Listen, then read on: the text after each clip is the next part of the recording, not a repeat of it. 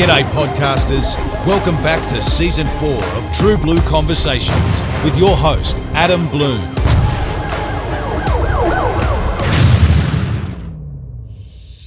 We'd like to thank Tactical Recovery for sponsoring this show. Head on over to tacticalrecovery.com.au and use the code TRUEBLUE for one hell of a discount. Tactical Recovery, magnesium-based muscle care, salty products for sore fuckers. Raise your glasses, podcasters. This episode of True Blue Conversations is brought to you by Wet Canteen Bottling Company, the perfect way to commemorate and celebrate life's most special occasions. Elevate your moments, savour the taste, and make them truly unforgettable with Wet Canteen. Head on over to wetcanteenbottlingco.com.au and use the code TRUEBLUE for your exclusive discount.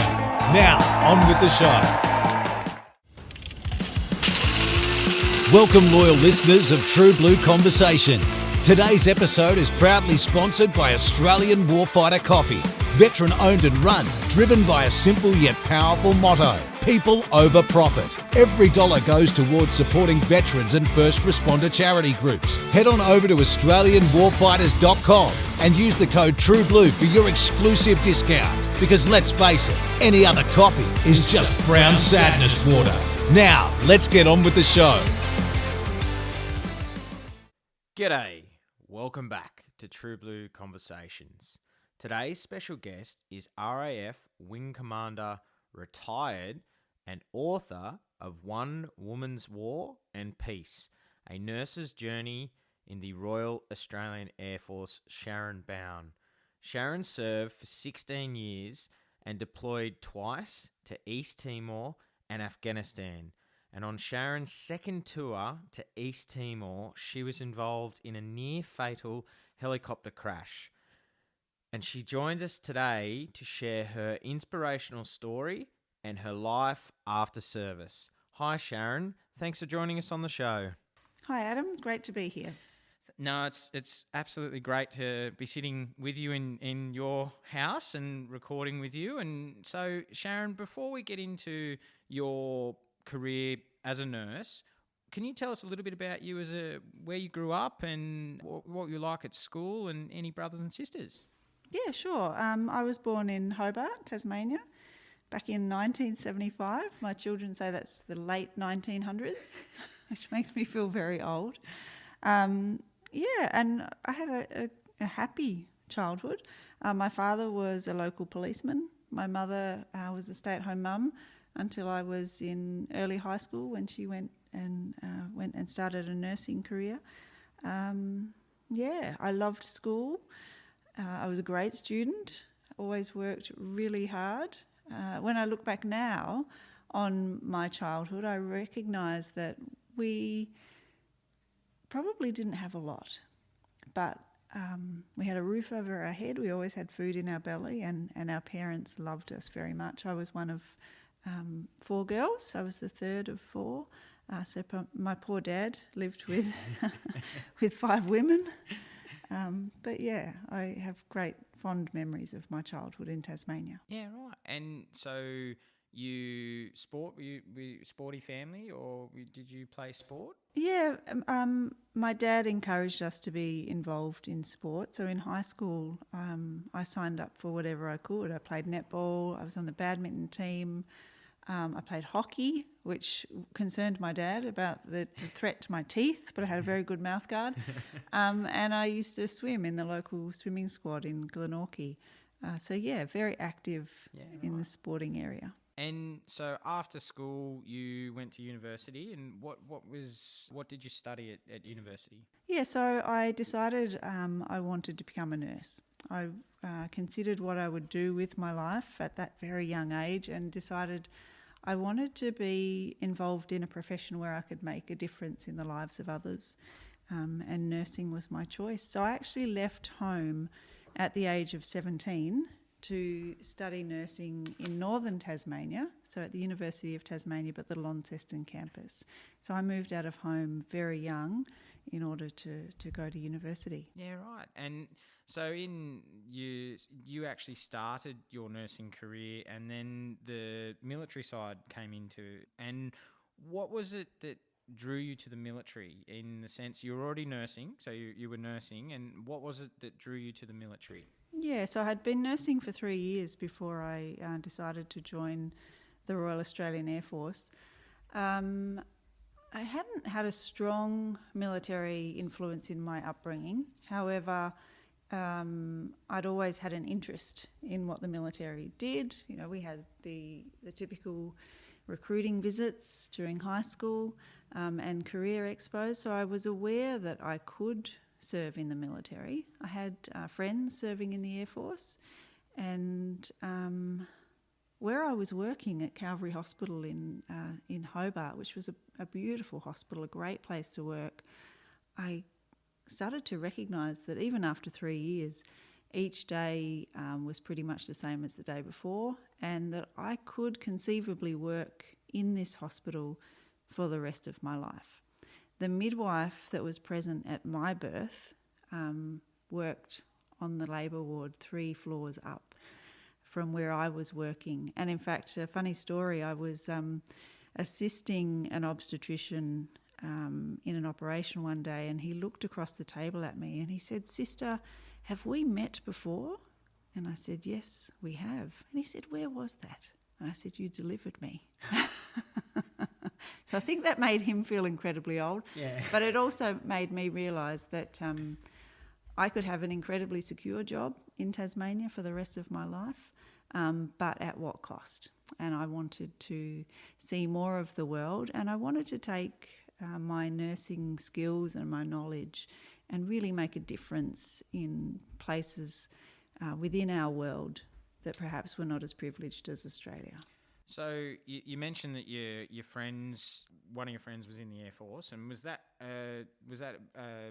like a decision that you went, I'm going to go down the Air Force route myself, or why did you choose the Air Force and not the Army or the Navy? Didn't choose the Navy because I get seasick. So the thought of being at sea and working was not appealing at all. I didn't join the Army because my father used to take us camping for 4 weeks of the year, every year, as far south in Tasmania as you could go by road. Beautiful place called Cockle Creek. And we would camp for 4 weeks with no power, no running water. We would fish every day and catch our food. And I loved it. That was my favourite time of the year. But I felt that I had probably lived under canvas for enough of my life. I didn't want to do that for a job. So that ruled out Army. I loved the fact that Air Force were able to deliver healthcare so rapidly, and the opportunity to be part of an aeromedical evacuation capability was intriguing for me, something I wanted to explore. Okay, and so in your book you talk about officer training school and that you wanted to become the grey man and just go through your training and what did you learn about yourself during your basic training? What was first very clear was that I had no military experience whatsoever. Having worked for 3 years as a nurse, I was what we refer to as a direct entry nursing officer or a direct entry officer, whereas everyone else on my course were undergrads. So they'd had some exposure to the military during their university degree. I had no idea about drill. Some would say that Air Force don't have to have any idea about drill. But I felt like I stood out a little bit, and to survive, I simply wanted to blend in. I didn't need to get the Officer Qualities Award. I didn't need to be at the top of the pack. I simply wanted to do my training and be able to go and do my job. So because you were already a qualified nurse, did you, I'm guessing that other nurses, they had to go through learn their craft that you'd already learned in the civilian world, you were just straight to, once you completed your officer training, then you were straight posted, or is... Yeah, so were they. So yeah. they were undergrads, so they had they'd signed up to serve whilst they were studying at university, and then they had done 2 years post-university, which is a condition of entry into the Australian Defence Force as a nurse. But they simply had military skills, which I had no idea of. Yeah, so we all entered into full-time service at the same time, but we entered officer training school from a very different place. So once you had got and past officer training. What was that like for you? Now you're fully fledged. I'm in the Air Force now, and I've accomplished what I wanted to do. What was that like for you? Yeah, it was really exciting. I got to move to Sydney. I was based at Richmond. So it was the beginning of the adventure that I wanted. I was doing something different every day. I had a plethora of courses ahead of me to be able to become an air medical evacuation nurse. So yeah, it was very exciting. And I'd only been in the military for 12 months when my colleagues started to deploy to East Timor, so part of Interfet. So I had joined because I wanted to provide nursing care overseas, and I was seeing that happen very rapidly. Yeah. And within 12 months, as I said, of joining, I was in Dili, East Timor on my first deployment. What struck me in your book was where you said, I really wanted to make this a go, so I moved away from getting distance from Tasmania. You wanted to get distance, and that's why you chose Richmond. And that was I found that very interesting that you because as what came across in the book was your mum said, okay, you can go away and do this, and then you'll come home. Then you'll come home, and so, but. What do you look back at your time at Richmond with fond memories? Absolutely, yeah. I mean, that's where I forged some lifelong friendships. It was from there that I observed my first deployment, and then set off on my first deployment, and came home to Richmond from that, a different person, a different Air Force nurse, and with a greater love of what I was doing, and a greater certainty of what I wanted to continue to do. So Richmond was, I guess, that great foundation of my military career. Yeah, and you mentioned that you deployed in 2000 to East Timor, and what was your role over there when you deployed over there? Yeah, on that first deployment, I was working in the operating theatre at the United Nations Military Hospital. So that was a very familiar environment for me in terms of the nursing skill set. I had been a perioperative nurse before joining the Air Force. The facilities and the environment and the caseload that was coming through was very unfamiliar. But at that young age, that just added to the excitement and the adventure. I think what I saw in the photo in your book was your accommodation was very interesting, where you said, I wanted to get away from the tents and all that sort of thing. And then, you had your mozzie nets and everything. And what was it that you, coming back from East Timor, or when you were over there, seeing how the basic nursing care and needs for human rights over there, was it hard to see that they didn't, like the locals didn't have access to the basic care that we all enjoy here in Australia? Yeah, East Timor was very eye-opening for what I would say. I was a sheltered Tasmanian girl. Going to East Timor was the first time I'd left the country. So I'd never seen a country other than Australia. I'd never seen any form of healthcare other than that I'd received and delivered in Australia. So Dili was in some ways confronting, but not in a threatening or a depressing way, just in an eye-opening way of, okay, we're not all as fortunate as Australians. There was some guilt there. As I started to meet one young woman in particular, one of our interpreters, same age as me, and I realised that for most of my life, her country had been occupied by the Indonesians, and I knew nothing about it.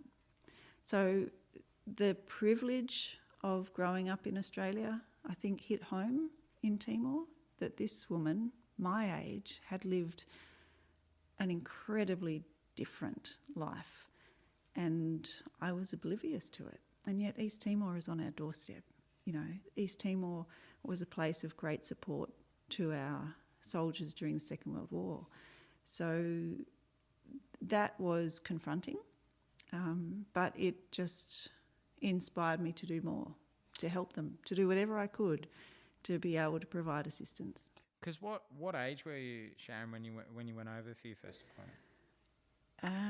Good question. I was 25. Yeah. Okay. So it's sort of, yeah. And as you say, and I guess that here in Australia we're oblivious to what it's like over there, and you were on the ground firsthand. You were seeing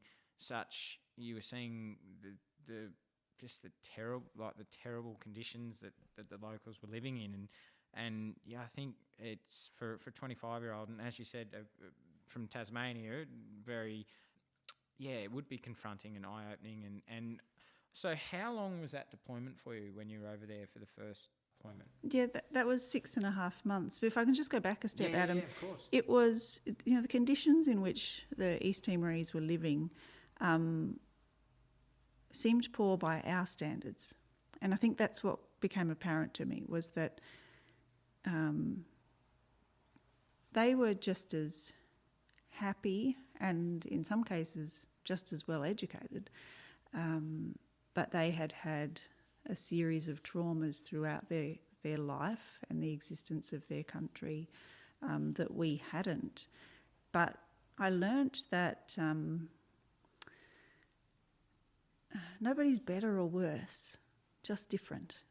And that was a huge lesson for me at the age of 25, was that, I didn't turn my nose up at the way that some people lived or what their beliefs or culture was. It was simply different to mine. It didn't mean that mine was better or that mine was worse even, just that it was different. And that was, I think, a very valuable lesson for me early in my life, and one that I would take no matter where I went, in Australia or overseas, was accepting that people did things differently, and that was okay. Yeah, I think, and especially, I think that's a great lesson to take away, especially to young, in your mid-20s. Like that's, and it makes you just stop and appreciate how lucky we are, and not wanting for too much, not needing for too much. Just a really good time to be over in a country and have that life lesson that you can, and you obviously you instill it now in your kids today of right this. You're so lucky, and that's so. I think it's a great, and like you said, going back to when you wanted to see the world, you got to see. You've actually gone to places that probably a lot of people don't go to. They wouldn't. East Timor wouldn't be high on their travel list to go to of destinations, but very, very good, great experience for you. The first, and do you have any highlights of your first trip that are more memorable than other times that you were deployed? I think for me the people. I will always remember the people, and when it came to time to write my book, to write about my career, I realised that whilst these people may not have had the same opportunities as me, or lived as privileged a life as I have, they taught me a whole lot more than I could have ever taught them, and I will be eternally grateful to them for that, particularly the children and the teenagers, the great optimism and aspiration that they had for their country, that to them this wasn't a time of trauma so much. They had survived the trauma. This was now the beginning of the newest country in the world, and the great hopes that they had for what that would bring to their country, to their family, but also the opportunities that it would provide for them. Going to university, travelling the world, the same sort of incredible aspirations that children and teenagers and young men and women have all over the world. So, yes, I have a great love for the people of East Timor, and it is my great hope that I will get to go back there at some stage, particularly to the place of my second deployment, which I'm sure we'll talk about soon. Yes, we'll talk about soon. Yeah, to see those people. And there's in your book you talk about you talk about the people, and there's an inspirational young lady that you talk about, Miss Gabriella. Yes. What struck you about her that was different to any other person that you met over when you were in East Timor? What struck you about her? For Gabriella, I think it was, I know it was, that here was this young woman, again, who had just come through this incredible trauma in her country, but her belief in the future, how incredibly smart she was, and how mature she was at her age. And she, I think she was 15 at the time, maybe younger, was the primary breadwinner for her family. So a completely different existence to mine. Yeah, at the same age, I was going to school. I was complaining about going to school. I was playing sport and doing what I thought were normal things for a teenage girl to be doing. And here was this beautiful young girl in this country who was working as an interpreter with the United Nations to earn money for her family, to support her family, and the dreams and aspirations that she had for herself and for her country. So I loved spending time with Gabby, or Miss Gabriella, to be more formal. Sorry. She was a great inspiration. And you actually got to see her graduate from college, was it? Or yes, from Cornell University. I stayed in contact with Gabby, and when I returned to East Timor in 2004, we reconnected.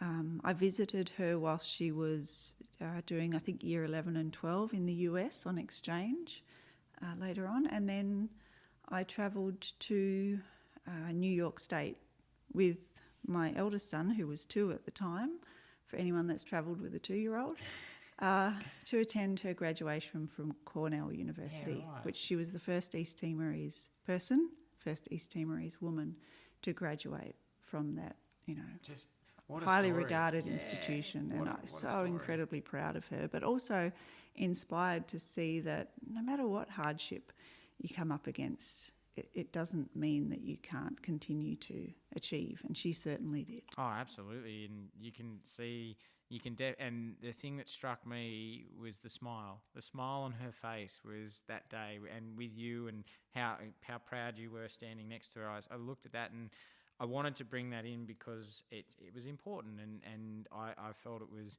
really important to bring Miss Gabriella in because and I liked her story, and how you wrote that in the book was fantastic. So and there's amazing your book. It's just we'll get to how people can buy a copy shortly. And so you come back from East Timor and you actually took a promotion. So you came back and you took a promotion, and you faced some challenges with this promotion. You were questioned of whether you had the experience to undertake this new role. Can you tell us some of the challenges that you faced? Yeah, I'd actually forgotten that chapter, Adam. I came back and took over as officer in charge of the operating theatres at 3 Hospital in Richmond. And there was some question about whether I was qualified to do this. I didn't have a postgraduate diploma in perioperative nursing, but I had worked in operating theatres, both civilian and military, for a lot longer than any of my peers. But there was this fixation on this piece of paper that I needed to have. And so I went and did my postgraduate diploma in perioperative nursing and got the piece of paper. And that time, running the theatres in Richmond, one of the highlights of my career. It was just a great team, a great facility, and one of those crucial, I think, lessons in leadership for me, the importance of caring for people, not just patients, but the people who care for the patients, looking after my team, and great time. And I got a piece of paper out of it. Yeah, and I think probably proved a few people wrong there, Sharon, as well. I don't like to look at things that way, Adam. But I needed to prove that I was worthy, and to meet the needs and I guess quell the doubts of people around me, and I think I succeeded in doing that. Absolutely, you did. Yeah, so I'm glad I brought that chapter back up. Yeah, thank you. That's okay. When you were looking at me going, I'd forgot about that one. Yes. So, and then you deploy again very quickly in 2004 back to East Timor, and what was different about this role compared to the last time you were over in 2000 when you first deployed?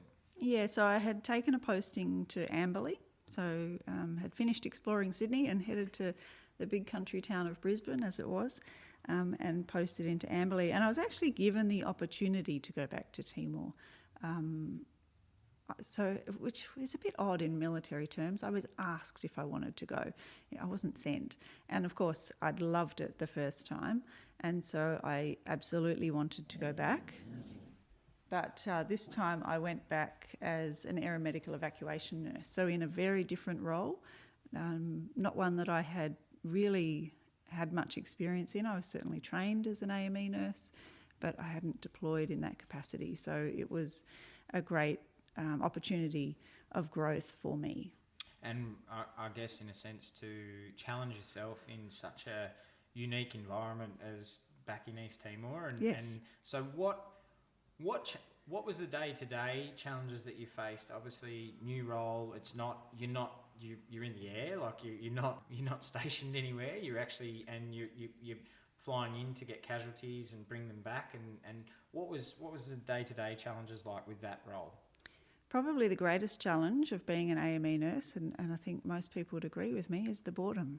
Oh, really? Is the sitting around waiting for something to happen. And of course, you don't want something to happen, because when you're busy as a nurse in any role, it means somebody's hurt and somebody's in need of healthcare. So in AME, it was, maintaining the equipment, being on roster and waiting for something to happen. Whereas in an operating theatre, I found that we always had something to do. There were always patients coming through the door. We were always busy, some days busier than others, but always busy.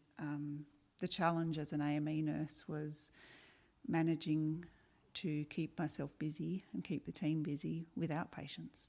Yeah, which would be the boredom that is faced in military or in first responders as well. It's the same thing. Absolutely. But it's the waiting, and it's you don't want things to happen, but when the boredom can be can be overwhelming sometimes, and you go, geez. But you come to realise that you are an insurance policy. Absolutely. You're the just in case. Absolutely. And you hope that nothing happens for you to be put into action, but you're certainly there in the event that it does. Well, something did happen in June 2004, a call out to the mountain village of Sarmay, a day that would change your life forever. Can you share with us what happened on that day and what you remember of that day? Yeah. We had received a call out in the afternoon to fly up into the mountain village of Sarmay, which is some 90 kilometres south of Dili being the capital of East Timor. And the call out was to a woman in obstructed labour. From the information that we had, we believed that her unborn child had likely already died, and that if we didn't go and provide healthcare for this mother in need, that she soon would become very unwell and potentially die. The fastest way to get her back to Dili was via helicopter. There was a road between Sarmay and Dili, but obviously the most urgent way to deliver healthcare was via helicopter, and so we were called to do that. It was a beautiful, clear day in Dili. Anyone who's been there, though, knows that the storms roll in over the mountains in the afternoon, and as we flew up into the mountain range, we flew into some pretty bad weather, to the point where the pilots began discussing the available ways and the best ways to cross the mountain range and to get to Sarmay. I'd never been there before, so it was all new for me. I had incredible confidence in the capability of the air crew. So my greatest concern that afternoon was that we simply wouldn't make it to Sarmay, and that this poor East Timorese mother would then be subjected to the road trip from Sarmay to Dili. We continued to attempt to cross the mountain range. The pilots found a way to cross, but at some point I now know that we became stuck, I guess, under a storm cell the air pressure from which forced the helicopter towards the ground. And that, that's my very basic understanding of what was going on.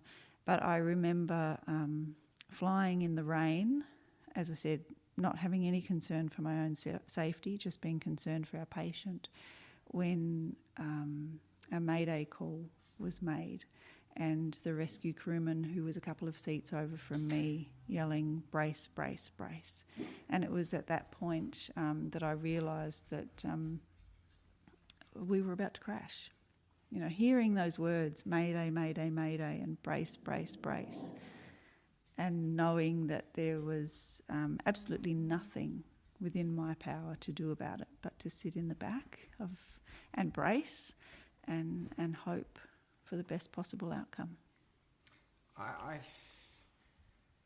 I'm sitting across, and I'm taking a moment to take that in, because that's like the absolute fear that you would have been feeling. And please tell me if I'm wrong, Sharon, please tell me if I'm wrong with that feeling of that you're about to impact the ground. Like, that's not a normal. And in your mind, was it a surreal? This is not real, or what?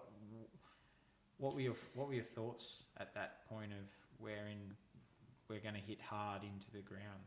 Yeah, there is that sense of disbelief. This can't be happening, or this will be over in a minute. Somebody will do something to fix it. But also this overwhelming sense of fear. And I think being a passenger in the aircraft with nothing to do, I mean, the aircrew were incredibly busy. They were going through their safety procedures and, I guess, years of training. So their minds were very occupied, whereas I had nothing left to do but to sit in the back and think. And it is this incredibly overwhelming fear that I was either about to die or I was about to be very, very badly damaged, and no sense of control over that whatsoever. So the waiting. I didn't feel the impact, or I don't remember feeling the impact. The aircraft impacted with a tree and with the ground on my side of the helicopter. So I took the brunt of the impact, which knocked me unconscious. So I have no recollection of hitting the ground, and I guess thankfully no recollection of the impact that had on my body. So your first thoughts, or when you came to after you'd hit the ground, how long had you been unconscious for before you came to? I don't think it was very long. My first memory of becoming conscious was the doctor that I was travelling with talking to me, so becoming aware of where I was, and the engine was still running. So I doubt that we had been on the ground very long, but lots of different senses: the smell of fuel, the sound of the engine still running, the pain in my body, so unimaginable pain in my lower back and my left leg, and it was incredibly dark. So they were all things that I sensed initially. And then the doctor assisting me to get out of the aircraft, so the need to get away from that aircraft, particularly with obviously fuel and an engine still running, there was still an incredible risk to all of us. And did you, knowing with your medical background, with the pain you were in, did you suspect I've got spinal injuries, and was thoughts running through your head of, all right, what's my injuries? Why can't I move my leg? What was going through your mind at that point?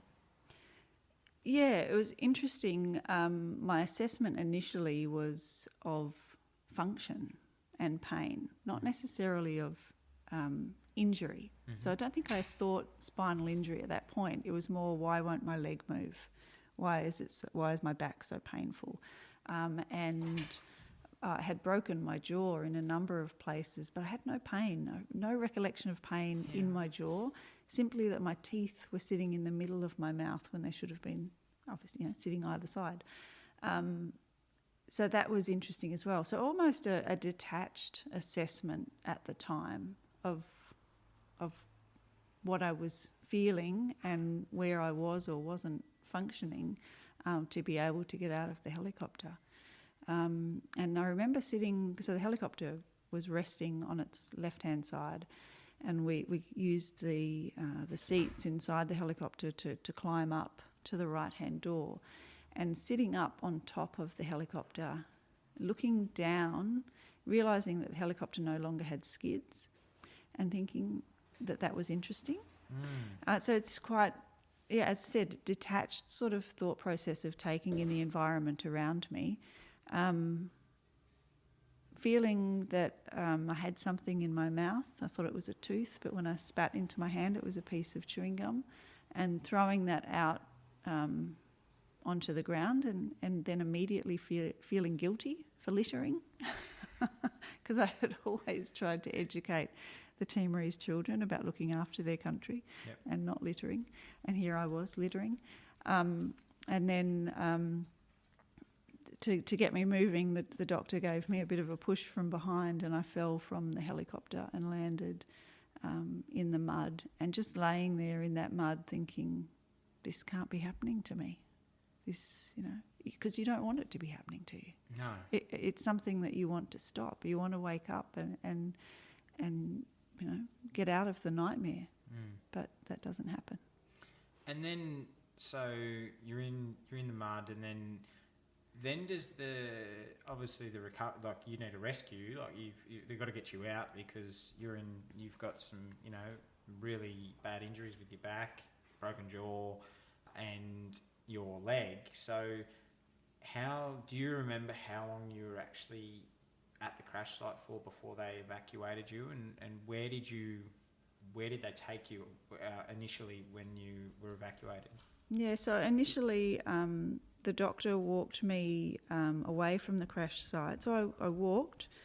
Probably in immense pain, I'm guessing. Yes, and left me in what I assume was somebody's house, a little house. I just remember a dirt floor. I remember laying down on the floor and feeling something digging into my back, and thinking that it was my pistol holster that I was wearing, and trying to adjust that, but that wasn't fixing it. So obviously what was digging into the dirt was my vertebra, my fractured vertebra.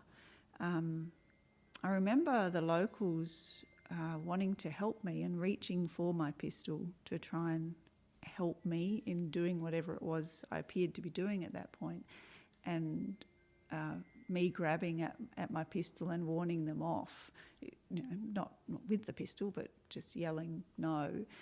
So I obviously felt very insecure, very unsafe at that point, plus years of training of protecting your weapon, and the locals placing a rag under my head as a pillow, and me thinking that they'd put an oily rag under my head because I could smell fuel, but that smell was me, it wasn't them. And so I will always remember how kind and caring they were. I felt like we had ruined their day, that we had failed in our mission. We had been called to come and help them in their time of need, and here we were creating our own drama in the midst of their village, and all they wanted to do was help. Yeah, and that's a beautiful memory, that in my time of need there were these complete strangers who were there by my side wanting to help. And eventually we were moved. So myself, I wasn't the only one seriously injured. The rescue crewman of the helicopter was seriously injured, and we were eventually moved over to the schoolhouse to wait for the aeromedical evacuation team to come and get us. And remembering, you can't put us in here. You can't expose children to the likes of us in this condition. But they were the facts. That's what was happening. So the crew that was with you, did they also have injuries as well? Were they had serious injuries like you as well? Yeah. So the two pilots and the doctor walked away pretty much, scot-free, which is great. Yeah. It just came down to where you were sitting on the day. The rescue crewman was very seriously injured as well. So the two of us were laid down side by side and treated and then evacuated from Same. And then you come back to Australia. So they medevac you back to Australia, and then first they took us to Dili. Yep. So the most confronting thing was we were put in a helicopter. Oh. It's like, right, I've just crawled out of a helicopter wreck. I've just learnt what it feels like to crash in a helicopter. Yep. And now you're telling me we're going to get in another one. So, that was somewhat confronting. But we flew back to Dili, where the rescue crewman, who was in much greater need than me, was immediately evacuated to Darwin for treatment. And I stayed in Dili at the UN hospital overnight and was evacuated back to Brisbane by care flight the very next morning. Yeah. And at that stage, when you got back to Brisbane, did injuries, they came and saw you and said, these are the injuries you've got, or was there a initial report done in Dili of what you had and then passed on to Brisbane? Or? Yeah, there were x-rays done in Dili, so I knew what my injuries were. I knew I had a wedge compression spinal fracture of L3, which is not, as a nurse, well, it's not great news for anyone, but as a nurse you understand what that means almost immediately. And I had fractures of my mandible, so my lower jaw, some pretty serious fractures there. And interestingly, once I arrived back in Dili, I can only describe it as being fairly high on survival. I was smiling with this awful fractured jaw, and my nurses were saying to me, "What are you smiling about?" And I said, "Well, I survived. I'm still here. I'm alive."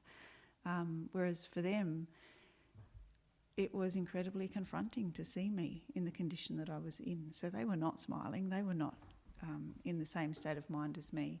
But yeah, at that point, I was just incredibly happy to have survived. And something that I look back on and smile about now is that the new Australian commander had just arrived in country.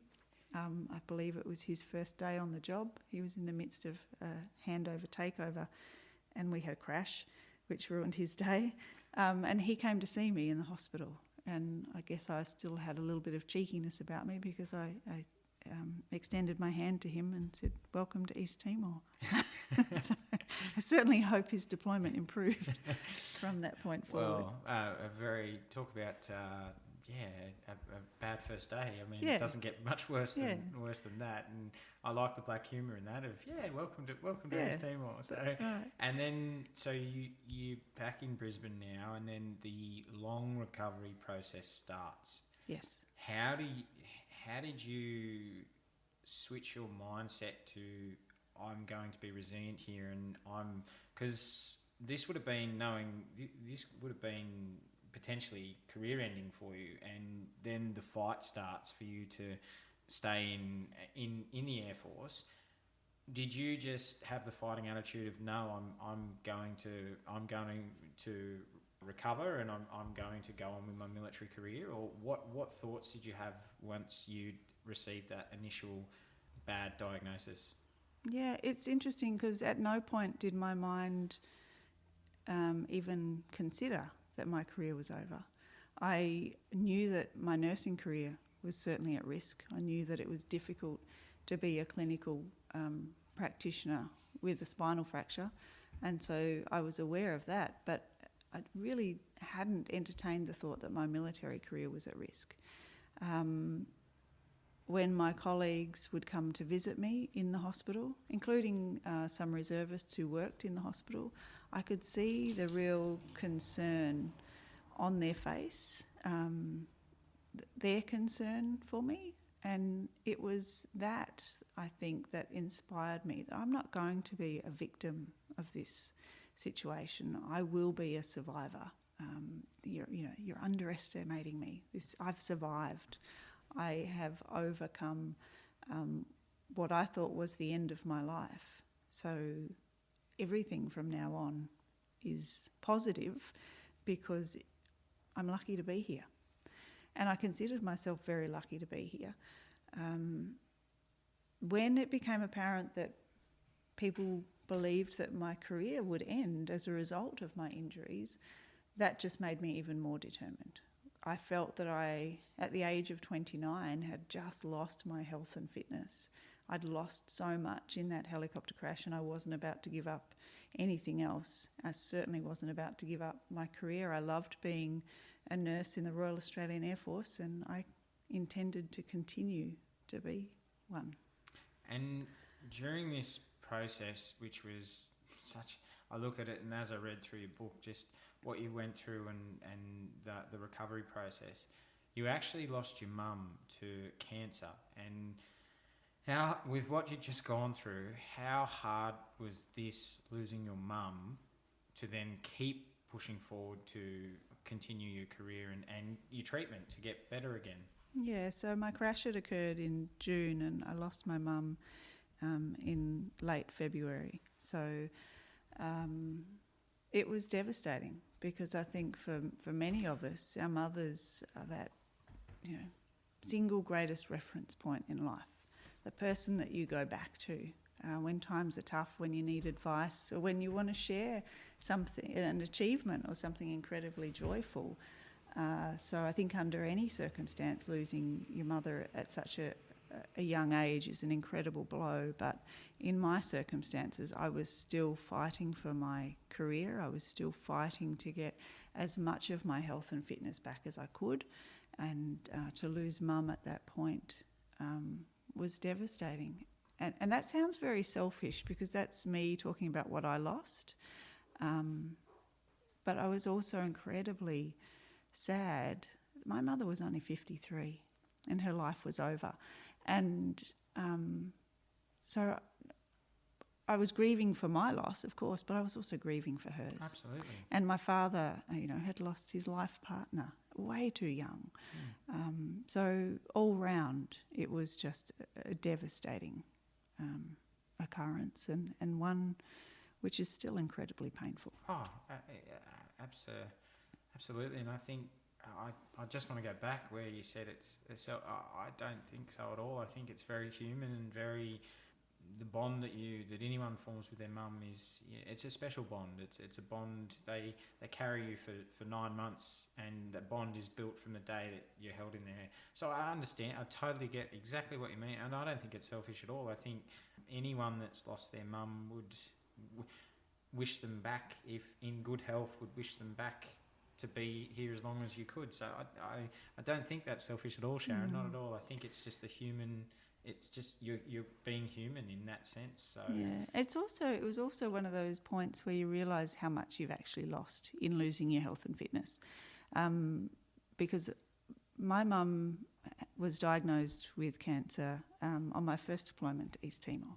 So she had been undergoing treatment for almost 5 years, and I knew that she wouldn't survive it. And I guess as a nurse, I had a vision in my head of how I would care for her in her final days. And I wasn't able to do that, because I didn't have the fitness to be able to do that.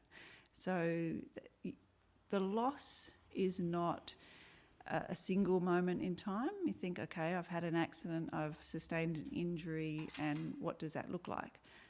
The loss emerges in different ways over time, particularly with a permanent disability, one that's not going to heal. Absolutely. And what was the process getting you back to work?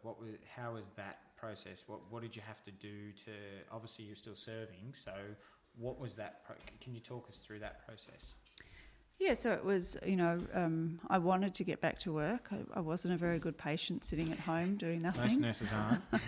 So I needed to be back at work, and I also needed to be seen and to demonstrate to my colleagues, look, I'm okay.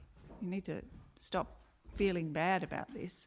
I'm here. I've survived.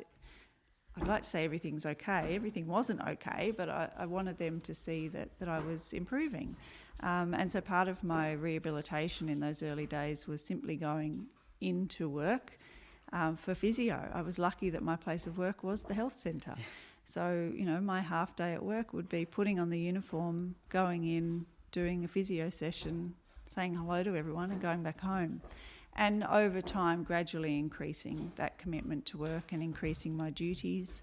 And when I realised that there was a question about how long I would stay, it was about determining what needed to be done.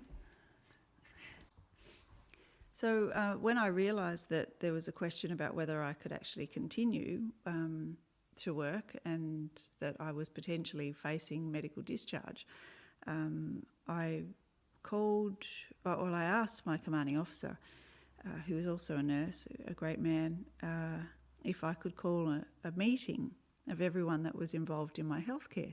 And he was great. He allowed that to happen. So in his office we had the senior nursing officer, the senior medical officer, I think the chaplain may have been there, possibly the psychologist, and I said, I have absolutely no intention of going anywhere.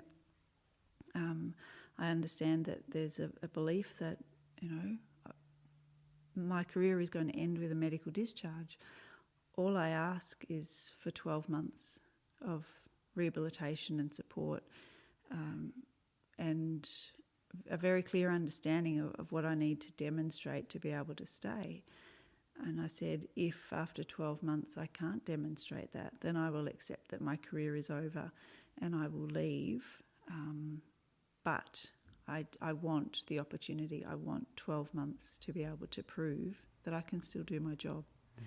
And they granted me that. I was very fortunate. I wonder, in hindsight, whether they thought, well, let's give her 12 months. Let's let her come to the decision that her career is over. I don't know. But within 12 months, I was deployable again. I would never be, the top classification of medical fitness, but I was deployable. Which is a credit to you and the determination that you showed to, when everyone was saying, no, that's it, your career is over, the determination to go, no, it's not. I end my career on my terms, not you. I will, and it's a credit to you, Sharon. So well done. Thank you. As I said before, I loved my job. I loved being a nursing officer in the Royal Australian Air Force, and that was, very much a driving inspiration that it wasn't a job I was going to give up easily. No, I think it's and through the book it was very, very apparent. Yes, no, I love my job, and you good luck trying to take it off me. So absolutely. And during your during your recovery process, a good friend of yours, Sergeant Wendy Jones, was killed in a helicopter crash in Indonesia in 2005. How did that affect you in everything that you were going through with the loss of your mum, recovering, and then the loss of a good friend? How was that for you? That was almost completely unbelievable. I had called Wendy back into work because I was made aware by our headquarters that they were assembling an AME team to deploy, and Wendy had been selected to go. Wendy was one of our senior medics at Amberley, and she formed a team with Dr. Paul McCarthy and our nurse Lynn Rowbottom from other parts of the country. Paul was posted in Western Australia, Lynn up in Townsville, and sadly they were killed as an aeromedical evacuation team on board a Sea King on Nias, along with 6 of our Navy colleagues. So there were 9 ADF personnel killed in that crash.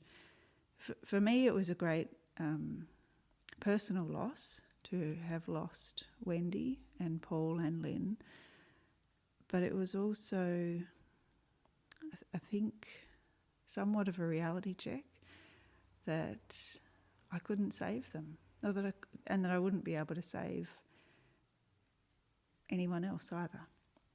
There was some, I think after my crash, there was a realisation that what we do is dangerous. And I think we may have lost sight of that for some time. You know, we become very secure. Complacent in that sense? Or? Yeah, I wouldn't say complacent, just secure in our training, in our equipment, and in the belief that we're safe. But things go wrong.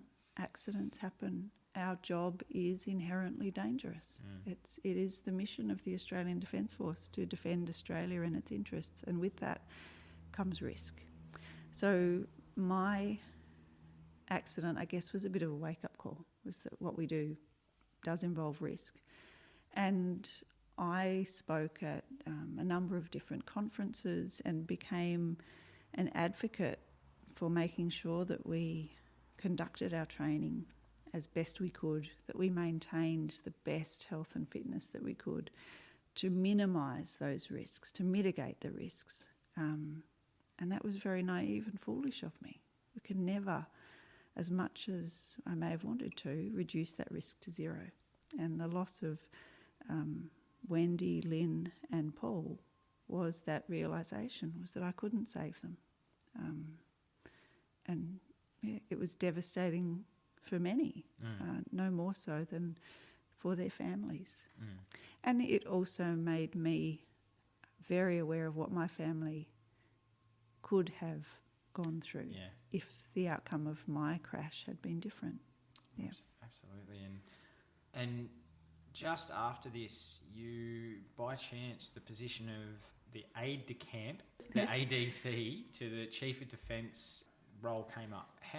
And you applied, and by a chance, and you got it. And what was your reasoning to leave the nursing field for and something totally different and try something new?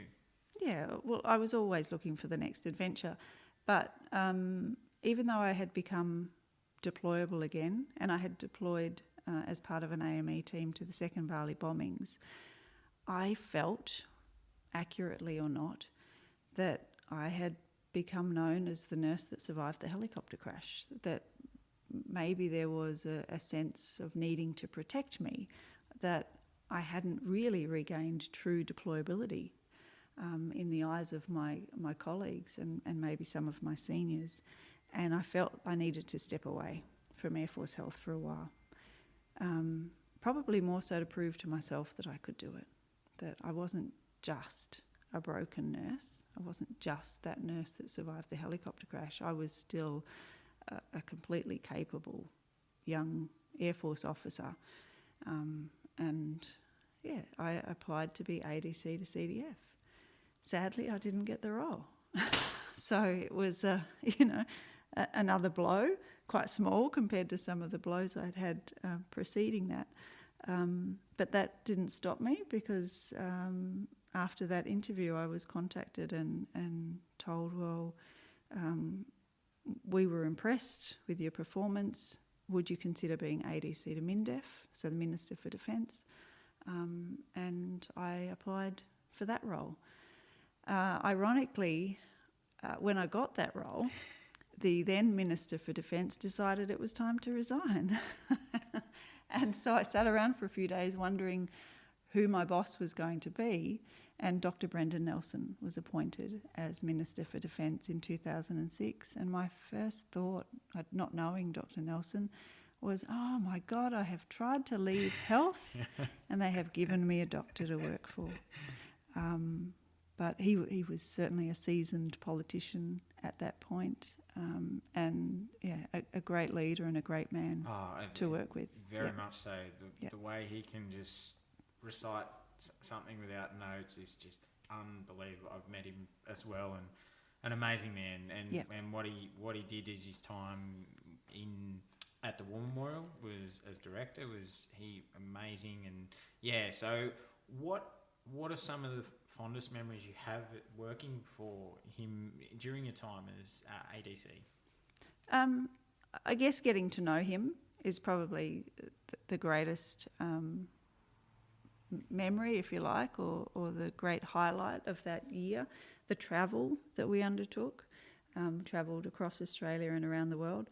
But no, the greatest highlight of working for Dr. Nelson in his role as MINDEF was getting to take him around the country and the world and show off the capabilities of the people of the Australian Defence Force.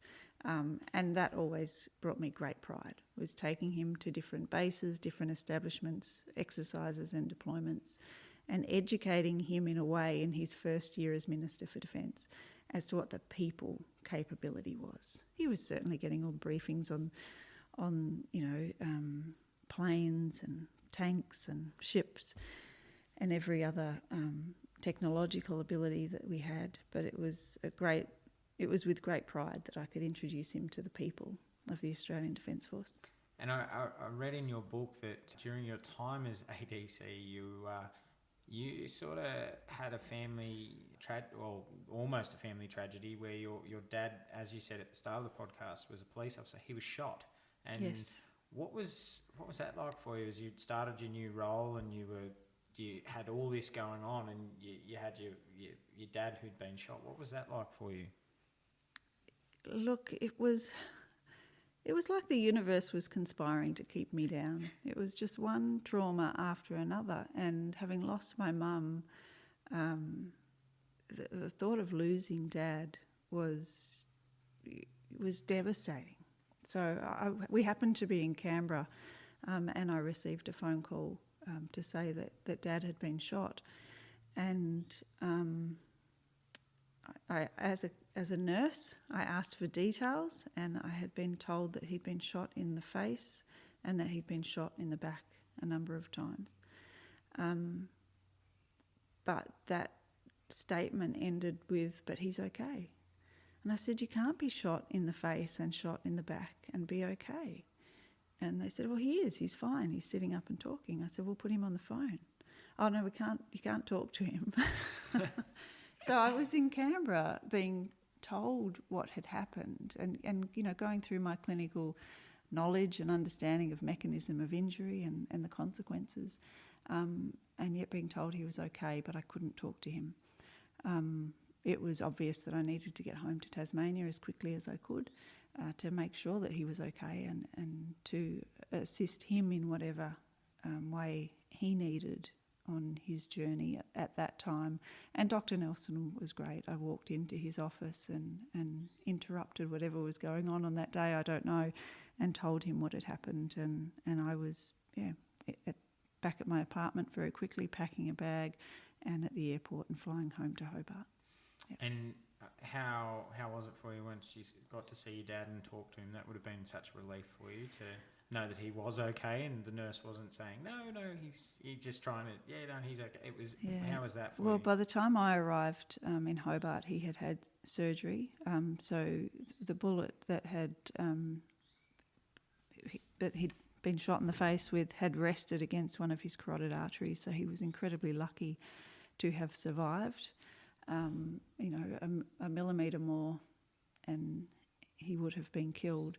So, and the bullets that came to rest in his back, it was small calibre, so a 22. So again, I guess another factor of luck that he hadn't been shot with something more powerful. But he was in ICU, unconscious. So I was, confronted with this image of my father, who I had been told was okay, who was in the intensive care unit, unconscious. I couldn't talk to him. Very, very challenging. And challenging as a child, an adult, to now be responsible for looking after a parent and advocating for his healthcare and considering what his prognosis and his future was going to be. Yeah, as I say, just where you've got your resilience to just keep, you know, as you said, it just seemed to be the drag you down, but you just kept being resilient, kept pushing forward, and then your year as ADC comes to an end, and then where do you post back to after your year as ADC? Yeah, or before, I might just please let the listener know that Dad regained consciousness and was released from hospital and was doing well, reasonably well. He ended up with a diagnosis of post-traumatic stress disorder. He'd obviously been shot in the line of duty, so it was a criminal act, as I guess shooting anybody is, but that really unleashed a career of trauma that he then had to deal with. And so Dad and I then had something in common that neither of us would have wanted, was that I would have a diagnosis of post-traumatic stress and a spinal injury, and Dad had a diagnosis of post-traumatic stress and a spinal injury. But I think we were both proud in that we had received those injuries, if you like, in the service of others, is that we had signed up to serve others, and these were the consequences of our choices. So it was something that brought us closer together in a way too. Yeah, well, I was going to say that it's very rare that you can have I've got a friend who her father was paramedic and she's in the fireys, and they can talk with each other about, and it's a rare thing, although it's not something you want, but it's something that you can share together and sort of help each other I guess you both know when you're both having down times, you can pick the signs and work together. So so then and your year finishes, and then you post back into your nursing post again after. Not really. Not really. No, okay. Not really. Excuse me. I posted to Townsville into the Defence Community Organisation as a Defence Liaison Officer. Okay. So kind of back into the welfare space, if you like, but not entirely back into health. So, and that was interesting because that put me into contact with defence families in need. Okay. And I got to see another side of the defence experience that I hadn't really experienced other than my own, and that was families and the sacrifices that they made, whether that be the death of a serving member or just the day-to-day hardships of posting, family separations, children and any challenges that they might face moving from school to school. So it was a year that I really appreciated because it gave me that even broader understanding of what service and sacrifice meant in defence, because it was more than just the person in uniform, it was the people around them. Yeah. And so that was an amazing opportunity for you. Yeah. And then the year after, in 2008, you deployed to Afghanistan. And what was that like for you, going back on deployment again after you'd fought so hard to get to that point? Yeah, look, it was a great privilege and an honour. I had been asked to come back into Air Force Health. I'd been asked to come and take command of the health detachment in Townsville, and at the same time to deploy to Afghanistan as the officer in charge of a critical care team, so an operating theatre team and an ICU capability. So that was recognition that I was valued for my capability as a nursing officer in the Air Force. To be asked to come and fill both those roles was an incredible privilege, but also a vote of confidence in my capability and opportunities that I jumped at. And when I deployed to Afghanistan, I didn't really think about it, but somebody pointed it out to me after I had returned, that it had only been 4 years since I crawled out of that helicopter wreck, and then 4 years later, I was walking off the back of a Hercules in Tarin-Kot, Afghanistan, as a commanding officer of a health team. So it really cemented what I had achieved. Absolutely.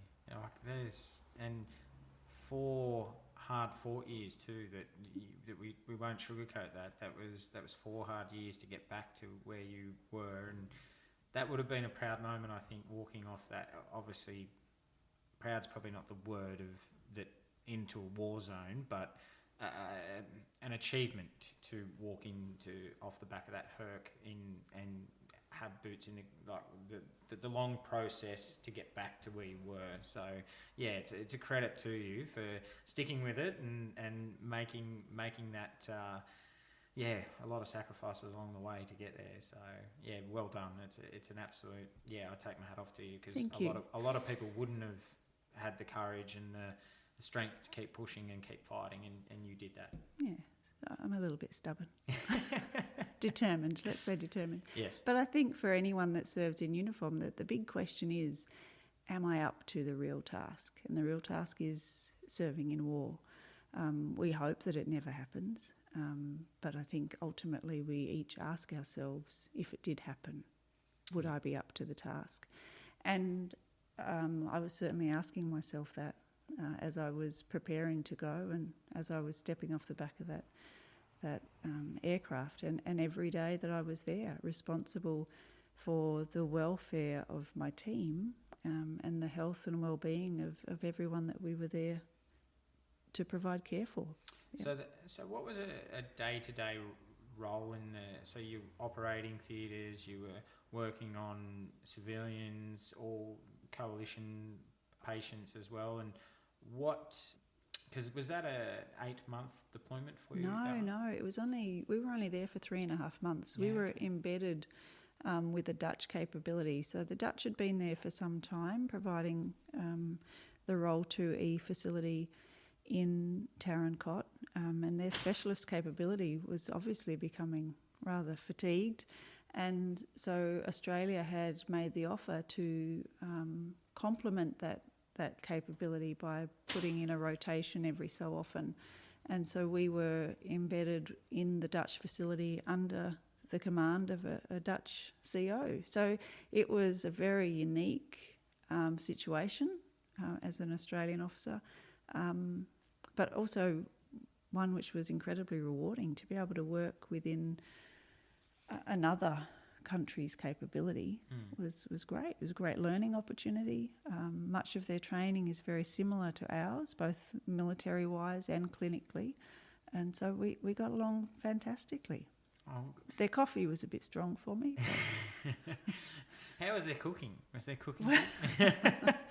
I was always very careful of not causing a diplomatic incident when I was there. Let's say that their culinary taste, like any country, I guess, very different to ours. Yeah. There's a piece in your book that you wrote that is so powerful, and I think represents how terrible war is. And while you were in Afghanistan, you wrote this piece in your diary, and if it's okay, I'd like you to read this out if it's possible. Yeah, sure. Okay. Our children do not choose to come into this world. They are invited. An adult, or at least a person of childbearing age, chooses to extend that invitation. Sadly, sometimes that choice is made with little thought for the consequences. Sometimes that choice is made without the consent of the other adult, and sometimes that choice is made of violence when a child is conceived from rape. Our children are the true innocents of our societies. Until they have the maturity or the legal ability to protect and defend themselves, they rely on us, the adults, to do that for them. In far too many cases, we fail. In an age where technological advances have allowed us to hold the world in the palm of our hand, children die from preventable neglect, choking on intestinal worms in East Timor or gunshot wounds in Afghanistan. It is a shame that humanity cannot be programmed like the latest and greatest smart device or traded on the share market to profit the world's wealthiest 1%. Perhaps if it could, we would invest in more and work harder to protect it. That is, Sharon, that struck me in your book. That really, that was something that I wrestled with and took a moment after I read that, because it's such a powerful statement. And what led you to write that was, it was a challenging day, and I think that just represents, and I'm nearly crying with you now, it represents just how terrible war is, and you captured it at that moment. You just, and the word, I'm sorry, Sharon, it got to me. It really got to me. And how did you have that's a beautifully written piece. How did you have the foresight to just take that time to get those words down? I guess throughout my career, not just my military career, but my nursing career, whenever I've had, really troubling or challenging incident in my day, I always find it helps to understand it better if I write about it. If I can write it down, if I can read what I've written, I find I'm better able to come to understand it or to find some peace with it. And the day that I wrote that, we had lost a little boy in our operating theatre in Afghanistan. And he truly was an innocent victim. And he wasn't a victim of the war. From what we could tell from the track of the bullet, he was probably curled up asleep in his bed when a stray bullet in his house hit him and ended his life. He fought for his life, and we fought with him. We did everything we could to help him to survive, because he was, he had been fighting for many hours to stay alive. And, if you make it to the operating theatre, you should survive. If you've had the strength and the capability to make it through those doors, you should survive. But sadly, it had just been too long between when he was shot and when he made it to us. And as courageously as my team fought to save him, we lost him. And I think that was incredibly sad and still is very sad to accept that you haven't been able to save a child. But his brother had brought him in. So his brother had sat outside the theatre complex and waited whilst we operated. And I was aware that he was there. And my assistance to the operating team that day was to retrieve blood from the pharmacy. So I would race from the operating theatre to the door of the complex, and then I would walk as calmly as I could past his brother. And then once out of sight of him, I would race to the pharmacy, grab the blood and race back. Always trying to protect him from what was going on inside.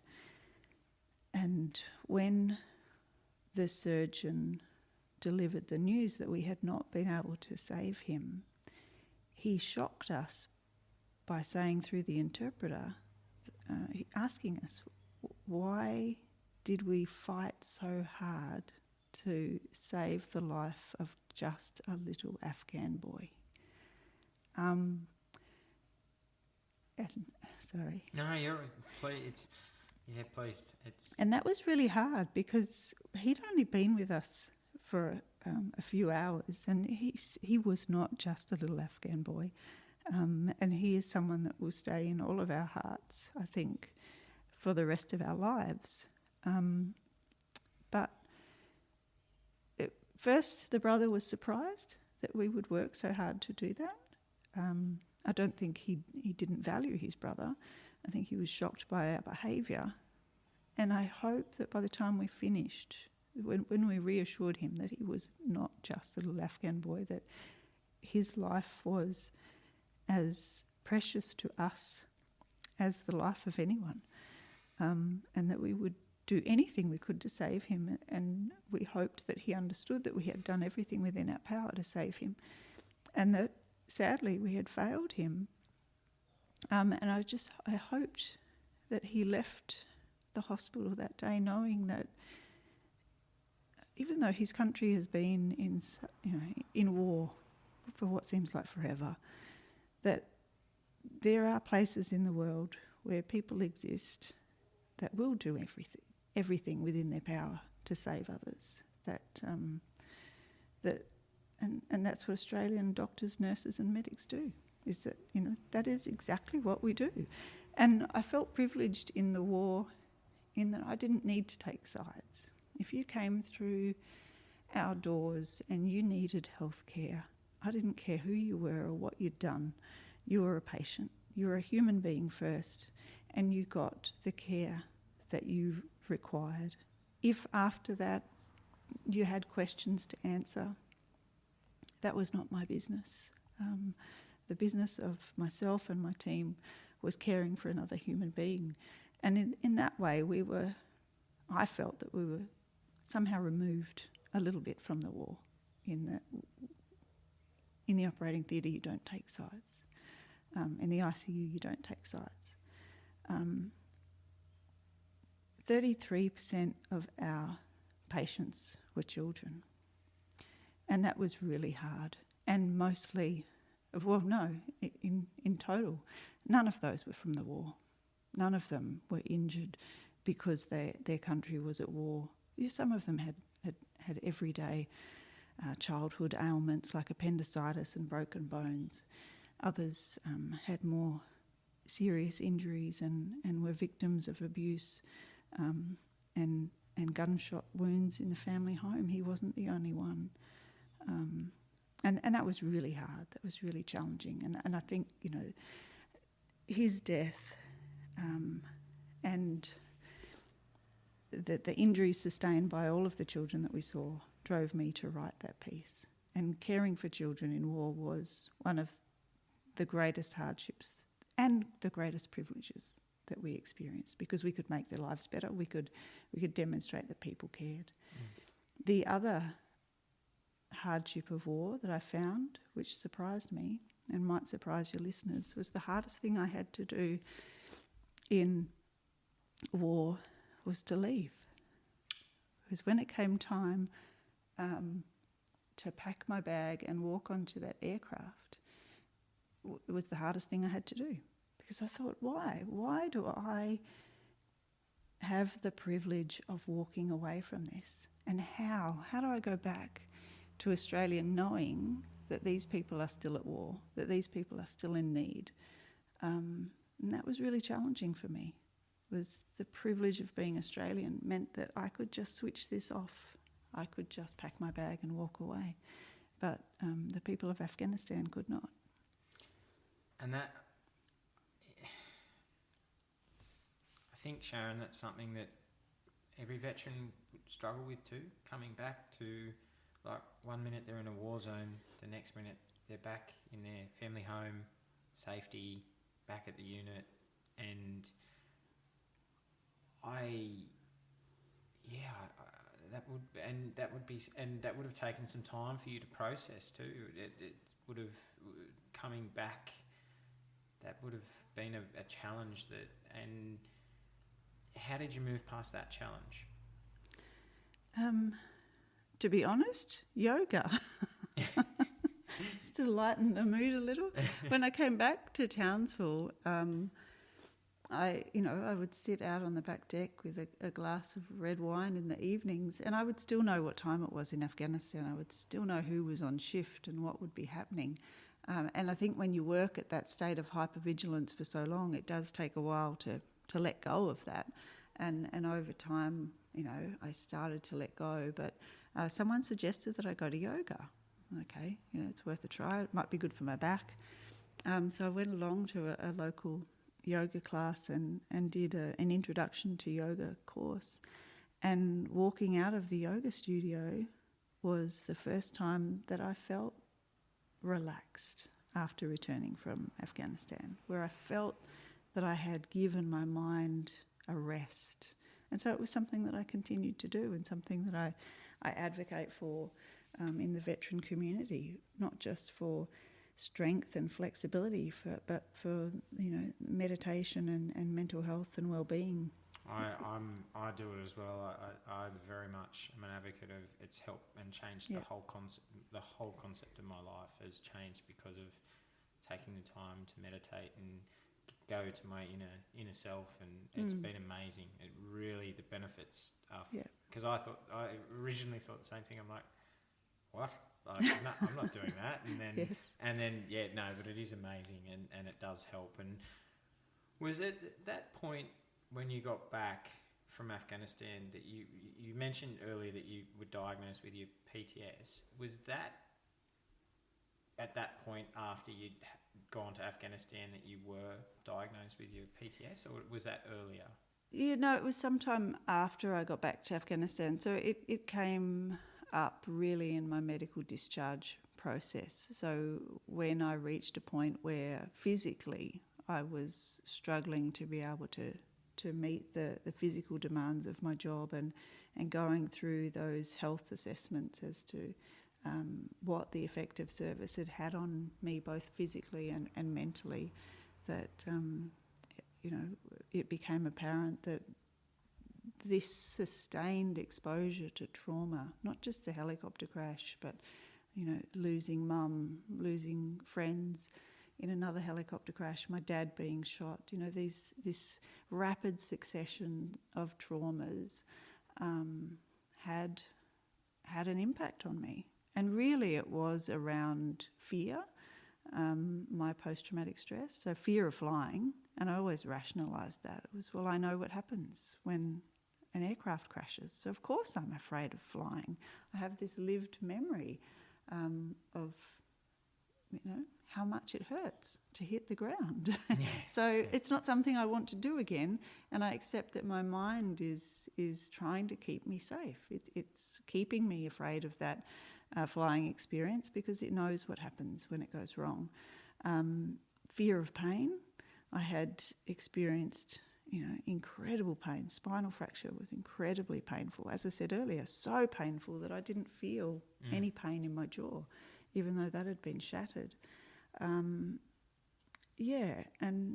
this, I guess, from the succession of traumas, this feeling of insecurity as well is what's going to happen next. So this waiting for the next trauma, because every time I seemed to pick myself up, the world knocked me back down again. And I came to appreciate this great Japanese proverb, which is, fall down 7 times, stand up 8. But there were times when you think, maybe I'm not supposed to stand up again. Maybe the world is trying to say something, or the universe is trying to send me a message. Maybe I should just stay down. But as I said before, I'm a bit stubborn. And I had things to do. I didn't have time to wallow in self-pity. I needed to get up and get going. And I think that shines through in your book, is that not saying the stubbornness of it's a good trait to have, especially with what you've faced, and it definitely you do show that, where you go, I'm going out on my own terms. This is my story. It's my story that I'm writing, and I think it shines through very in the book. It's a great. You can see it, and you've written your book very well. And there's a couple. I'm looking at the time, and I know we're getting very close, and you've got some commitments that you need to do, and I don't want to brush over. There's a couple of other key points that's in your career you achieved, and this is in 2014 you gave the pre-dawn address for Anzac Day, and there's a quote that I would like you to read, if it's possible, that you gave this address, and it's so powerful.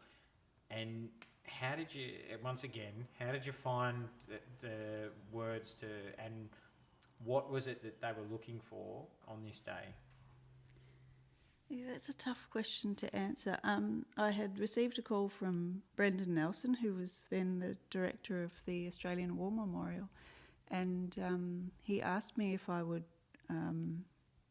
give the pre-dawn service address on Anzac Day. And he felt that there was something that I had to say that the country needed to hear. And Brendan plants those seeds, and you think, well, you're going to tell me what that is? But he says, you'll know what to write. I look forward to reading it. And so I agreed. I said, yeah, sure. And then it occurred to me, as I was sitting there talking to him on the phone, that I was pregnant. And I knew before I spoke to him on the phone, just to be clear. But that when Anzac Day would occur, I would have a 4-week-old. And I already had a 2-year-old. And I was living in Townsville, and he wanted me to travel to Canberra on Anzac Day and deliver the pre-dawn service address. And I said, I'm not sure I can physically do that. I'll have a 4-week-old. And he said, of course you can. And I said, look, let me talk to my husband about it and my obstetrician, and I'll get back to you. And I spoke to my husband that night, and he said, well, of course you'll do it. And I said, we'll have a 4-week-old and a 2-year-old, and we've got to travel to Canberra. Not a problem, you can do it. And I said, okay, well, I'll check with the obstetrician, see what he says. And I spoke to the obstetrician, and he said, look, the day you leave the hospital, you can go wherever you like.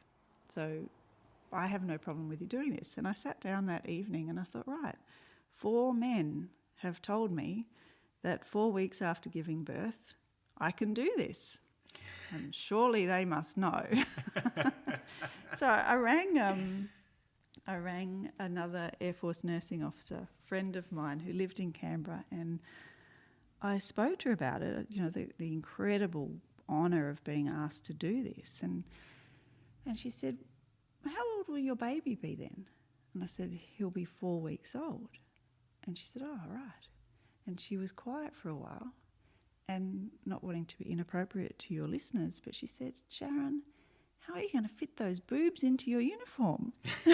So anyone who's been a breastfeeding mother would know that was a challenge. And I said, finally, speaking to a woman who understands that 4 weeks after giving birth, there are many challenges in getting on a plane and travelling with your young family to Canberra. So I appreciated it. But I rang Dr. Nelson and said, yes, it is a great privilege, and we will do whatever we need to do to be able to be there to do this. And it was it was actually 3 a.m. in the morning one night when I sat at my desk because I couldn't sleep with my young unborn son and wrote this speech. I just sat down and wrote it. I showed it to my husband the next day, and he made a few suggestions, and I sent it to Dr. Nelson. He made no suggestions at all. He said it, he was very appreciative of it, and he said, yep, that's exactly what I knew you needed to say. It's so powerful, and this is only a part of it. So for the listeners, this buy Sharon's book, and you can actually read the full speech that she said on that day. But this is just a really powerful part of it that, Sharon, if you could, I'd really appreciate you to read for the listeners. I have awaited their return and tended their wounds, never able to fully comprehend the darkness of man that they encountered upon their journey. I have witnessed their adrenaline-fueled highs of survival and their immense depths of despair at the loss of a mate. I have laughed reservedly at the often black humoured stories of soldiers who photographed their legs before a patrol, just in case they never saw them again. And I faced the reality of their need to loosely wear a tourniquet on each limb, ready to stem the almost inevitable hemorrhage that could end their life.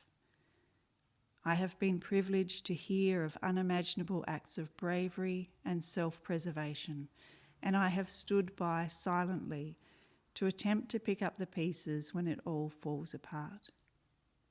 I have worn their blood. So many of us have worn their blood. Thank you, Sharon. I really appreciate you. And that is, it's so powerful, and that is why I wanted to bring it into the podcast, because You have, as you said, you have seen a side of, you've seen the cost of war, and as you said, you didn't take sides. You were simply there to preserve life and try and preserve life and help people get back to a normal care. And I think the bit at the end, I've worn their blood, and so many of us have worn their blood, is so powerful. And I want to thank you for those words. Yeah, I'm getting emotional with you. It just had such a profound effect on me reading that in your book, and yeah, I thank you, and I think all of Australians thank you for what you and all your nursing colleagues and doctors do to help anyone who, as you say, has the right to just live a normal life and just have a basic need of care. And I thank you, and all of Australia thanks you.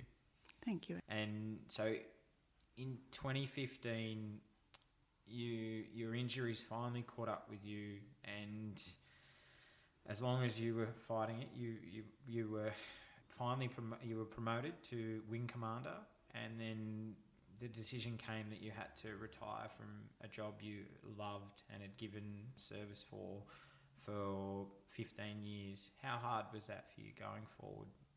Yeah, it was incredibly difficult. So from that first 12 months when I had asked for the opportunity to prove myself, and I did, that repeated itself every year.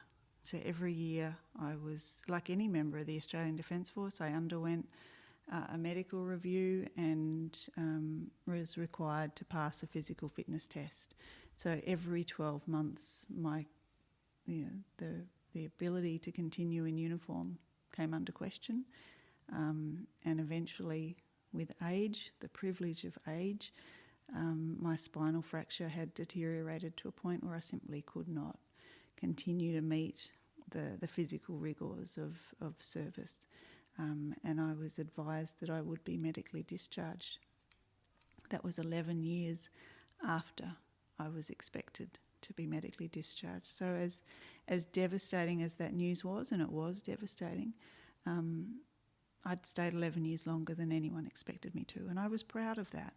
But I had fought every year. I'd won every battle, but eventually I lost the war, so to speak.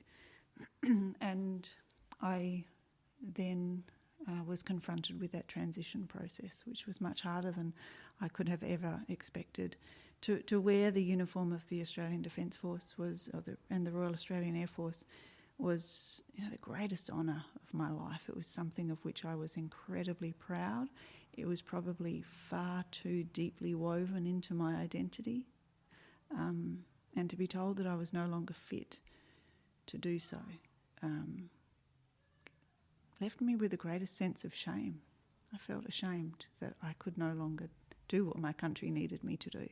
Obviously now I accept that I did a great deal for my country, and I'm very proud of that. But at the point of transition, that's a very difficult reality to come to accept. Yeah. I think, and you are serving your country still, where you're now a member of the Council on the Australian War Memorial. So Yes. You're serving in other ways now. You might not be wearing your uniform anymore, but you are serving in a different capacity now. And what has that been like for you, being on the council? And just quickly, what do you do on the council for people who aren't aware? So the Council of the Australian War Memorial is responsible for the policy and direction of the Australian War Memorial, answerable to government and to the Governor-General. And we have our own Act. Anyone who's not familiar, the Australian War Memorial exists under its own Act of Parliament. And so I provide a voice on the council, I think, for contemporary veterans to bring the experience of contemporary service into the War Memorial and ensure that we are capturing that and telling those stories, which we will. We're undertaking $500 million redevelopment of the War Memorial for that very reason, and I have fought very hard for that expansion so that we can tell the story of the Timor generation and onwards, particularly the peacekeeping generations or all peacekeepers who've served in the Australian Defence Force, because that story is not well told. Afghanistan needs to be told better. Iraq needs to be told better.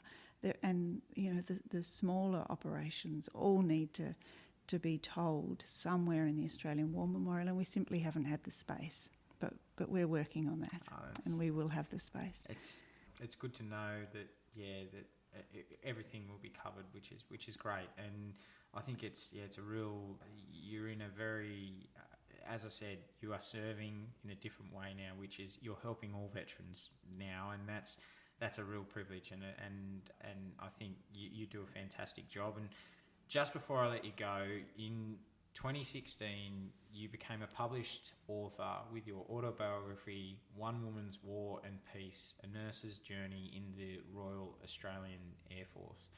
What was the writing process like for you, and was it a cathartic process to get your career and what you'd been through down on paper?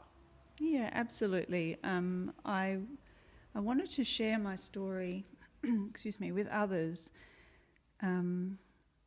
so that if they could learn something from my experience that would make their journey easier, then that's what I wanted to achieve. What I found in writing out my story was what an incredible career I had had. The people that I had met, the places that I'd been, the opportunities that I'd enjoyed.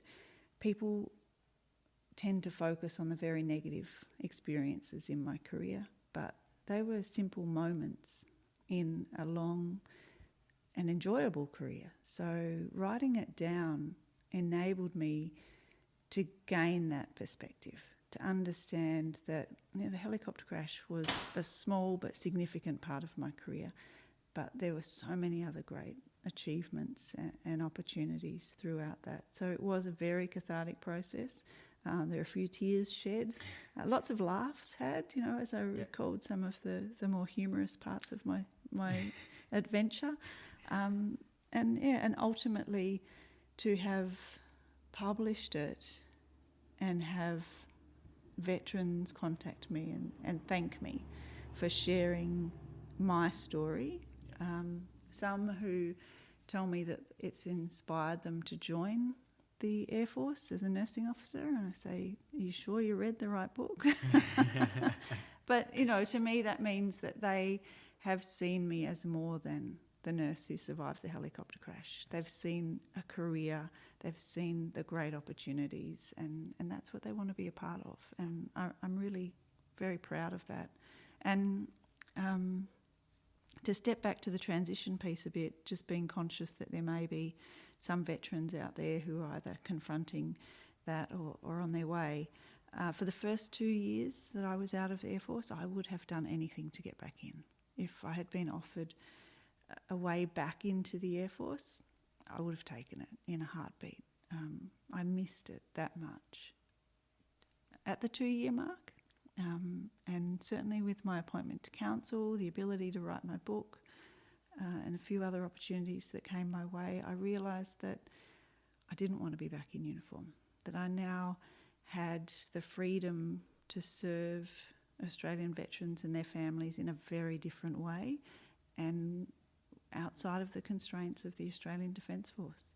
So I tell people that a career in the Australian Defence Force is a great foundation for the rest of your life, that if it ends before you wished that it had, it's still an incredible foundation for the rest of your life. And I hope that that's what I've done, is that I've taken my Air Force career and I've built upon that to be able to continue to serve Australian veterans and their families. You certainly have, and it's, as I said to you, I got so much out of your book, and as I said to you off air, I've actually wanted to get you on the podcast for about a year and a half. So it's been a long... and I'm glad we could finally make it work, and I got in contact with you, and we made it work, and I'm so honoured and privileged to you entrust in me to share your story. I really feel privileged and honoured that I'm welcome into your home and able to record it, and tears between both of us. So it's been amazing to sit and record your story. And how do people get in contact with you, Sharon? If they do want to reach out to you, how do they go about it? Yeah, well, in this day and age, social media. So LinkedIn is probably the easiest way to connect with me over social media. I'm not a big fan of social media. My boys remind me again that's because I was born in the late 1900s. But also via my webpage, so sharonbown.com.au. And my contact details are on both. Very happy to engage with veterans and those who are interested in my story. No, and thank you. And I've got two more questions, and then I'll let you go. So, what are your plans going forward with your husband and your children into the future? Well, we have retired to the sunny Sunshine Coast, and retirement is just as busy as working life. So I talk now that I don't have a full-time career. I have a portfolio career. So very busy, working with the War Memorial, working with the Australian College of Nursing. And we're about to unveil a sculpture of Lieutenant Colonel Vivian Bullwinkle at the Australian War Memorial on the 2nd of August. And I'm an ambassador for Phoenix, Australia, the Centre for Posttraumatic Mental Health. So doing some work with them. So very busy, and raising two beautiful little boys, now aged 9 and 12, and setting them on their great adventure in life. And it's, as you said, busy in a sense of much busier now. And everyone says that after they retire, they said, I don't know how I found time to work. I'm busier now than what I was when I worked. So it very much so. And for people, that your book is available on all websites, and people can just type the book in and it comes up. Yep, absolutely. Yeah, it's available through all online retailers. I don't think you'll find it on the shelves these days, but certainly online. And anyone who wants to order a copy through my website, I have stock, and I can certainly personalise that and sign that if anybody wants that. Yeah, beautiful. And the last question, Sharon, I've got for you is, and then I want to finish with a quote on your career. If you could go back, knowing what you know now and all that you have been through, what advice would you give your 18-year-old self, and would she listen to that advice? Do any 18-year-olds listen to advice? I close my book off with a very similar recollection, and that was, that everything. I think if I could talk to my 18-year-old self, it would simply be to tell her that everything will be okay. Everything will be all right. Because I think that's what you need to hear in the midst of those hardships, is the knowledge that everything will be okay. Absolutely. I think it's great advice. And so, Sharon, we've come to the end of the podcast, and I want to finish with this quote, because I really believe this sums your story up, and it's been an absolute, as I've said, it's been an honour and a privilege to sit on the other side of you and record your story. And Sharon, your incredible journey of triumph over adversity, positive attitude and ambition for the future stands as proof that no challenge is too great, and that the Anzac spirit truly is alive and well. You're a story of reinvention, of embracing change and approaching life with a mindset of positivity. And I would like to finish with this quote: courage is doing what you're afraid to do. There can be no courage unless you're scared. You faced the fear of the unknown and have the courage to keep pushing forward with your life.